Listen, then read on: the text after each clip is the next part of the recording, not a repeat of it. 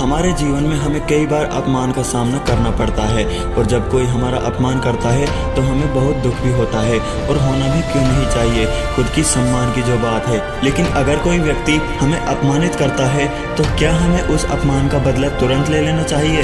हिंदी में एक कहावत है कि अक्सर आम लोग अपमान का बदला तत्काल ले लेते हैं, किंतु महान लोग उसे अपनी कामयाबी की सीढ़ी बना लेते हैं। हिंदी की ये मशहूर कहावत भारत के टॉप बिजनेसमैन और अपने कार्यकाल में टाटा कंपनियों को नई ऊंचाइयों पर ले जाने वाले रतन टाटा पर बिल्कुल सटीक बैठती है। आज हम इस वीडियो के जरिए रतन टाटा के जीवन से जुड़ी एक ऐसी कहानी बताने जा रहे हैं जो हम सभी के लिए प्रेरणादायक है।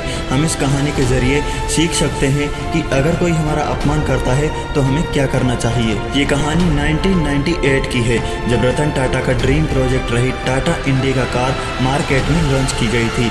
यह टाटा मोटर्स की पहली पैसेंजर कार थी और इसके लिए रतन टाटा जी ने जान लगाकर मेहनत की थी। लेकिन कहते हैं ना, बाजार में ग्राहकों का महत्वपूर्ण स्थान होता है और वह जो चाहे खरीदता है। और रतन टाटा का यह ड्रीम प्रोजेक्ट बाजार के राजा का दिल जीतने में असफल रहा, यानी इस पैसेंजर कार को बाजार में उतना बेहतर रिस्पॉन्स नहीं मिला जितना उन्होंने सोचा था। इस कारण कंपनी लॉस में जाने लगी और कंपनी को हो रहे नुकसान को देखते हुए कंपनी से जुड़े लोगों ने रतन टाटा को इस प्रोजेक्ट को बेच देने की सलाह दी। अपनी मेहनत को साइड में रखते हुए रतन टाटा ने अपने सलाहकारों की बात मान ली और उन्होंने अपनी कंपनी को बेचने के लिए अमेरिका की कंपनी फोर्ड से बात की। इस डील को लेकर रतन टाटा और फोर्ड कंपनी के मालिक बिल फोर्ड की मीटिंग कई घंटों तक चली और इस दौरान बिल फोर्ड की ओर से रतन टाटा के साथ अच्छा व्यवहार नहीं हुआ। बिल फोर्ड ने रतन टाटा को दो शब्द सुनाते हुए कहा कि जिस व्यापार के बारे में आपको सही जानकारी नहीं है उसमें इतना पैसा क्यों लगा दिया। ये कंपनी खरीदकर हम आप पर बहुत बड़ा एहसान कर रहे हैं। बिल फोर्ड के ये अपमानित करने वाले शब्द रतन टाटा के दिल और दिमाग पर छप गए, लेकिन रतन टाटा ने उस वक्त अपने आप को संभाला। क्रोधित होने के बजाय शांत मन से अपमान का घूंट पीकर इस डील को रद्द करके चले गए। कहते हैं ना, अगर कोई हमारा अपमान करे तो उस वक्त उस व्यक्ति को परखना चाहिए, यानी हमारा अपमान करने वाला व्यक्ति मूर्ख है या बुद्धिमान। अगर हमें अपमानित करने वाला व्यक्ति मूर्ख है और हम मूर्ख व्यक्ति से अपमान का बदला लेंगे तो वह हमें बार बार अपमानित करेगा। हमारी समझदारी इसी में है कि हम चुपचाप वहां से आ जाएं। वहीं किसी बुद्धिमान व्यक्ति से अपमान का सामना करना पड़े तो भी चुप रहना चाहिए। हमें सोचना चाहिए कि उसने कुछ सोच समझ कर ही हमें अपमानित किया होगा, इसमें हमारा ही फायदा है। रतन टाटा को बिल फोर्ड के वे शब्द लगातार बेचैन करते थे।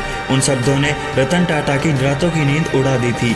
बाद में रतन टाटा ने निश्चय कर लिया कि अब बस किसी भी हालत में इस कंपनी को नहीं बेचेंगे।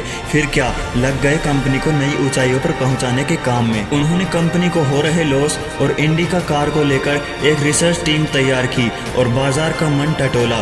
पूरे रिसर्च के बाद रतन टाटा ने सही रणनीतियों के साथ काम को आगे बढ़ाया।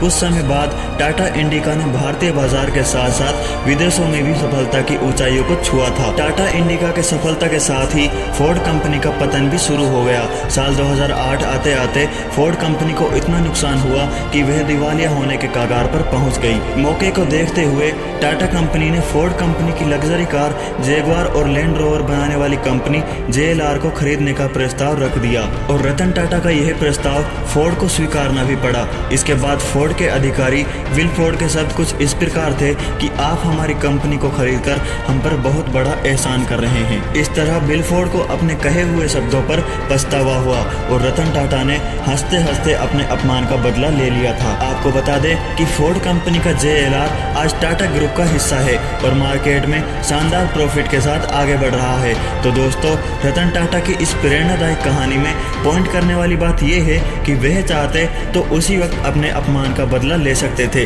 लेकिन कहा ना कि महान लोग अपनी सफलता से लोगों को जवाब दिया करते हैं। दोस्तों, मैं आशा करता हूं कि आपको इस वीडियो के जरिए कुछ सीख मिली होगी। इस वीडियो को लेकर आपकी जो भी राय है उसे कमेंट में जरूर मेंशन करें।